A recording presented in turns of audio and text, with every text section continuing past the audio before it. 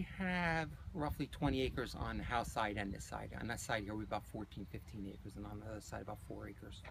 These here are the pawpaws. They grow great in the shade. Full shade, no problem. Really, I think, an attractive upright tree. And I think, again, native from southern Canada through northern Georgia, out into about the middle of the west is where you'll find them naturally growing. You do need 2 or 3 to pollinate each other. In fact, I might see some pawpaws here started.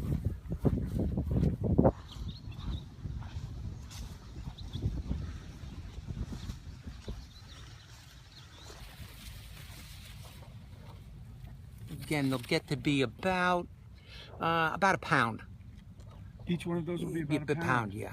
And you have to get very used to picking them, or wait till they hit the ground and pick them up every morning. And each tree will have 50, 60, 100 pieces of fruit on there. And it's very much like a mango? Very much the texture like a mango, yes. Yep. Put in there. These are a small plum, and they're native to the Jersey Shore. They're called beach plums, and they'll be ready somewhere towards the first week in October. They're about the size of a quarter, with about a dime size pit in the middle. How much fruit would you get from a bush this size? Well, you'll get a couple, not this size, but another 2 years from now, you'll get a bushel from each one. Really? And girl named Holly Jolly Jams out of the Red Bank area, comes and will pick all these. I had some older plants up there that we had taken out, and Holly will make beach plum jam out of all this, and she won't make enough of it. It's people want beach plums. I'm probably going down when you have to.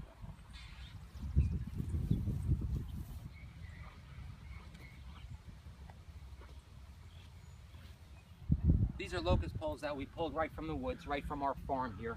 And we put up a new trellis. We had blackberries here originally, but they were getting kind of old. So what we're putting up here now is trellising melons, pumpkins, African gourds. If they're off the ground, you need a lot less fungicide on them and a lot less pesticide because the air is blowing through. So we'll trellis them up. We've had 30, 40-pound pumpkins hanging right from these trellises before. So it's pretty cool, and it's nice to see everything just climb and grow. And again, we're trying some new small Asian melons and see how they do this year. The locust is a really hard, rot-resistant tree.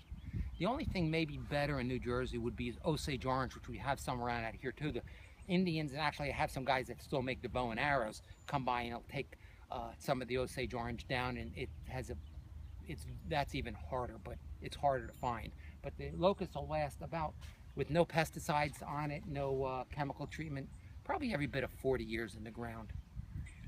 The Osage orange, does that have a fruit that my kids, I think, called them monkey brains? Yes, has a big, ugly looking fruit that falls. Yeah. What they used to use them for is they'd put them around and border their property, because they sucker off and they have thorns. The cows wouldn't go through them. Say they were a natural fence in those days. So our property here is lined with them, and as you go through the woods, you could see where the old farms were at, because the Osage orange still grows in those rows. And again, the cows and so forth wouldn't be able to go through. It was too thick. I'm playing around here with cross-pollinating some chestnut trees, and we have both Chinese and American chestnuts. There's still American chestnuts out there. I find them in the woods, I grab their seed, and these are seedlings that are 1 and 2 years old.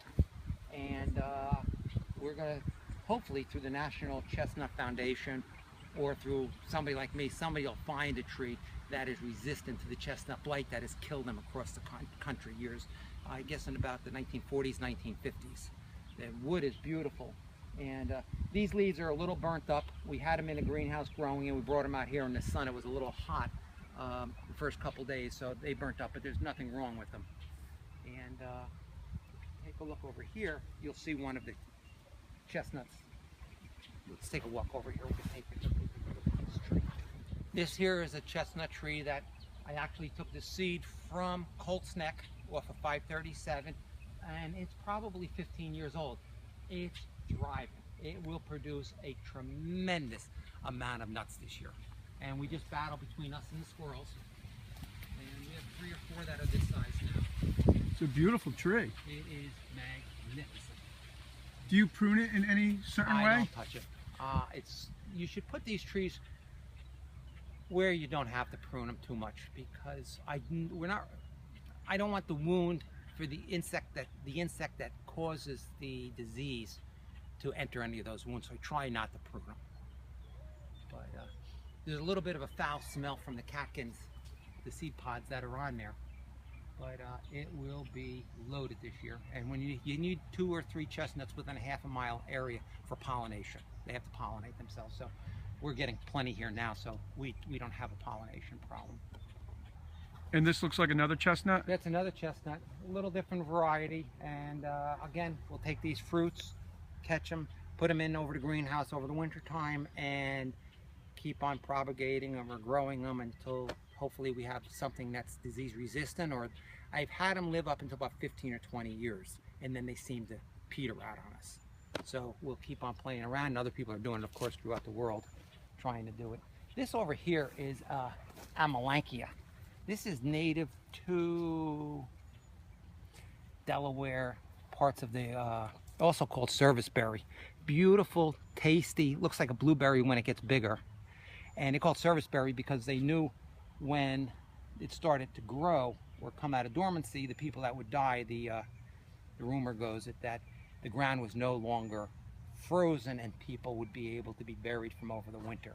But it's a delicious tasting fruit, I think better than blueberries, and native to North America. And again, we have a lot of fruit that people aren't aware of that are native to North America, and it is really, really good. This is our metal shop. This is actually a piece of Osage orange here. We play around with some wood rounds for decoration with, when we're selling a bottle of honey or whatever. It's a really pretty wood, again, very hard, and it takes a stain. It looks dynamite. Oh, these are the wheels for the, these are the wheels for the locusts out there. These were wood in the middle, and the wood had rotted out. And so what we did is we redesigned the spoke on it, and just getting permission from my wife to find out how big she wants this. But it'll probably be about, I'm gonna make it big. It's probably gonna be a good 5 foot wide and probably about 12 foot long. And it'll have plants in there all year long. And we have a 1932 model AA down there. Might even make it that we could pull it behind for a parade with the kids. In fact, next time you come by, we should have this done. This is probably our next project in line here. Now, who works with you with your metalwork? I have a man named Francisco who has actually gotten better at welding than I have. He has a really steady hand and very thorough. Sometimes too thorough, if that could be so, but he's gotten very, very good. I do most of the design work now, and he does most of the actual fabricating. What kind of welder are you using? I am using a Miller welder, and we have a Miller TIG, a Miller MIG, and a Miller arc welder too. And we have, of course, our plasma cutter, and that's a Hobart. So we have everything we need. Just that with a farm, you always have to be fabricating something on a farm. You can't wait for somebody else. You'll go broke if you had to design something and somebody else made it. So we're able to make almost everything ourselves here. And then over here we have our wood shop.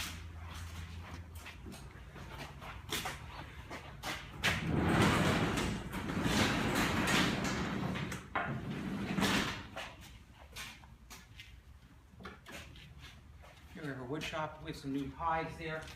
And we're coming up here with designing a new feeder for the bees. We don't like the bees to come up, so we're going to be putting bottles here. There's periods of time when it's called a dearth, where there's no food available. So we have to give them a little sugar water. So we'll put the bottles in here, and we could put a pollen patty in here for them to feed off of, and the bottles will drop up here. We could put as many as 4 gallons in here, so we don't have to stop that often.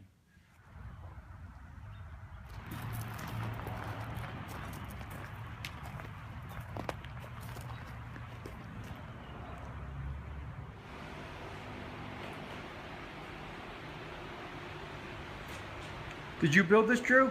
Yes, this was an old greenhouse. My friend at the time actually built a 60-foot sailboat in here. And instead of taking that in the greenhouse, I just spliced on 4x6s, 6x6s, and made the whole thing into a greenhouse. And this is where we start most of our plants in the spring. You can feel the heat in here. Tell me about the steel on the walls. I didn't want anything that needed any type of maintenance, so I put the steel on the walls, and that's 10 years old there, and it's really, if I wipe it down with a little bit of oil or even corn oil, it just comes up to be like brand new. It's just lasted without any maintenance whatsoever. Is that the outside of the building, the steel? No, there's actually insulation between that and the outside. The outside is corrugated steel. And then I have, I forget what I put in there. There's an insulation in between, an insulation board. I don't remember what I put in there. And this is all heated with propane. And in here, even the tropicals, that's called golden nugget or whatever. I don't have a pollinator for it, but it's something from, I believe, South Carolina down. But with no heat in here in the wintertime, I just throw a little bit here in the spring, just when we're starting the flowers. Everything in here just doesn't even drop a leaf, even though there's no heat. It gets down to, even this past winter, maybe 32, 35 degrees, and everything just stays fresh. And you made the steel tables here. We made the steel tables, yep. Yep, we start all our plants on here in the spring, our tomatoes, flowers, peppers, whatever we feel like, growing that coming year. And we have grow lights in here too. And the floor is all reclaimed brick and drains.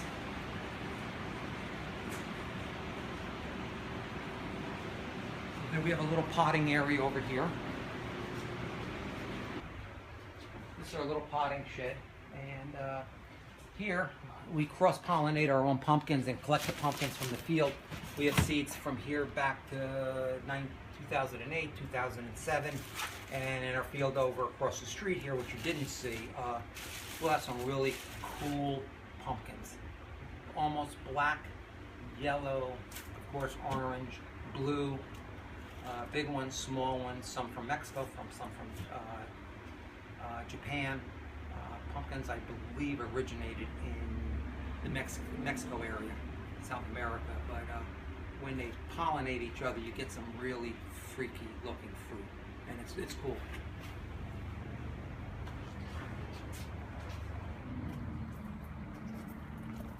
Is this one of the first projects you made? These are one of the first. When I learned to weld, and yeah, we had the farm here. This is one of the first projects I made.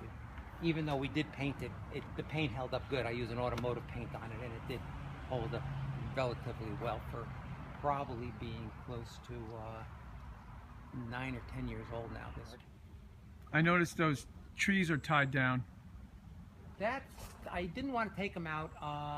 They're designed that way so that the cellular structure of the tree will bend that way, and then when we cut it loose, it'll stay away from the building, and we'll get a lot more years out of it without it rubbing up against the building. So they're just being trained that way.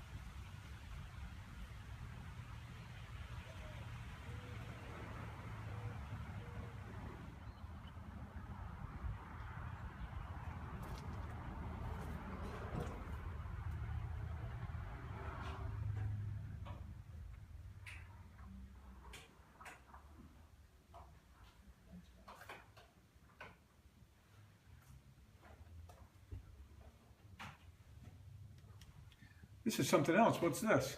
This was originally going to be my wood shop, but my wife kicked me out. She said, no, this will be our gardening room or our party room, and this is where we have Thanksgiving every year. And we have about 35 to 40 people over, and it's our Thanksgiving room. This is amazing. Wow. Again, I do some work on the house, and they said, do what you want to do, and so we... I have to say, it would be a good wood shop, though. It would be a good wood shop. She said, no way. You didn't have a choice then, forget it. I didn't have a choice, no. And so you cook on this stove? Yeah, That's cooker.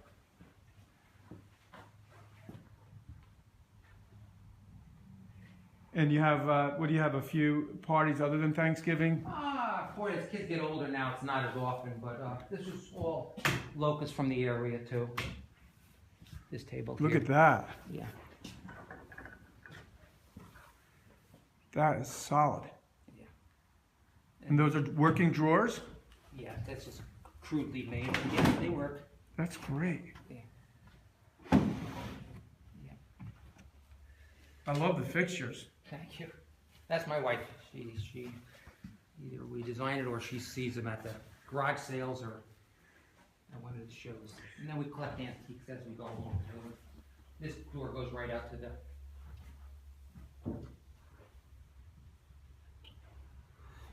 courtyard.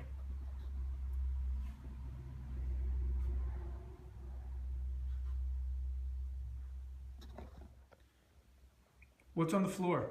The floors are designed that I could just come in here with a hose and hose it down. It just goes into a center drain and washes out in 2 different directions, and really no maintenance. Anything could fall on the floor with a broom and just go with it. This goes into a trough.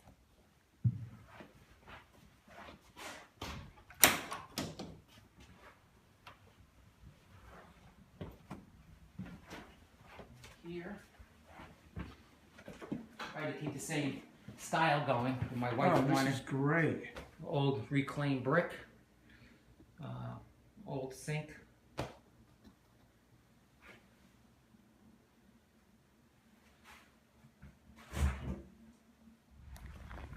And this is a cherry tree. That's a sour cherry, yep. I'm having a hard time getting the sweet cherries to take off. But sour cherries are pretty prolific every year. These guys are ready to eat. Do you like them, Walter? I think they're pretty good, yeah. They're different. They're definitely like not. It's great for the kids to come out. My granddaughter, my grandson, 2 hands, boom, filling up the pails.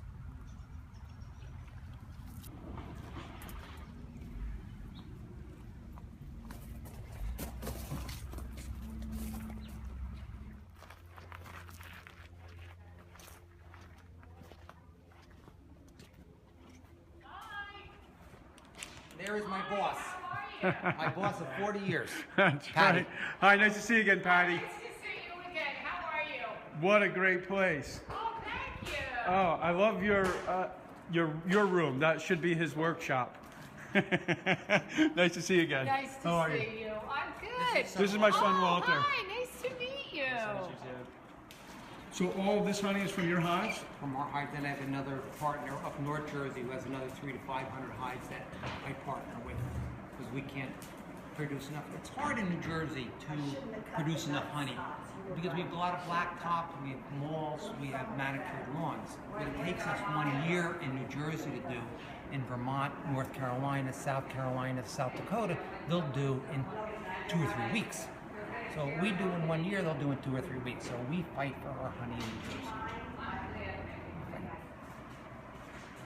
So this hive is inside the building, and this can... 365 days a year. When it's cold outside, it will go and they'll what's called cluster.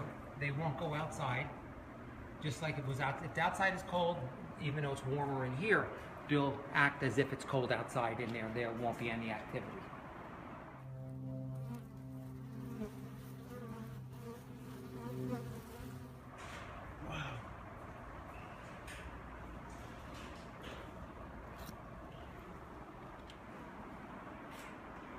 That is really neat. It's cool. It's nice. You lose them once Now in a let me while. ask you this. If you were to go into the hive, and hives come out into the room here, We strap it and we bring that whole hive outside. We do all the work outside. you do all the work outside. Yeah. Now, and then you put the hive back and they find their way in. Yes. Because apparently you can't move a hive less than Foot or so. something like that. Yeah. And it has to be less than 2 feet and more than 3 miles or something. Less than 2 feet and more than 2 miles. Okay. Yeah. Unless they're nurse bees. If they never went outside, you can move. It doesn't make any difference. Okay. Because they never did an observation flight. So, but if they're older bees and they're used to going out and foraging for food, then you have to move them a couple miles. This is our extractor. The guys aren't here right now because my son and Jess run it. But they would take a frame of honey, like this here. That's a frame of honey. This would be a frame of honey. And why is it wet right now? Well, it's in the warmth here, and some of that is not capped, but it is delicious. You want to try some? Yeah, that looks good. Wow, that is delicious. And I can't say I'm an expert on this, but they come in here, they run it down here, they'll hit the machine.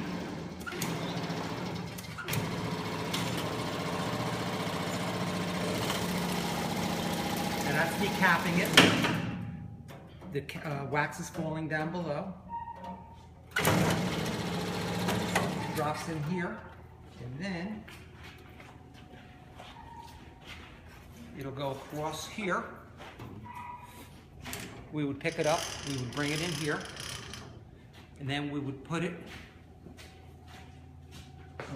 into the centrifugal force machine. Turns around 300 times per minute. Throws the honey out onto the floor, well, onto the floor of the machine is stainless steel, into the basin, and then is pumped back up into a barrel. Walter, here, try some honey. John? Oh yeah, for sure. Michael would go crazy for this. I'm going to say I want a big chunk of it. Wow. Thank you. Wow. That was something else. Yeah. Here, I'll put it right here. Beautiful. Drew, this was a blast. Thanks for showing us around. Thank you, Walter. Nice meeting you, buddy. Nice meeting you. Thank you. Thank you very much. We're open here every day, Tuesday. We're only closed on Monday, and we're open during the week until 5, and on the weekends till 3:30. It's a lot of fun. I'm going to come back here with Olivia and my wife, and I can't wait to have Olivia try some of this honey. She's. I'm still chewing. Excuse me, I'm still chewing on the wax. I am too. Listen, have a great day. Thanks again. No, thank you, buddy. See ya. Thank you. Bye, guys.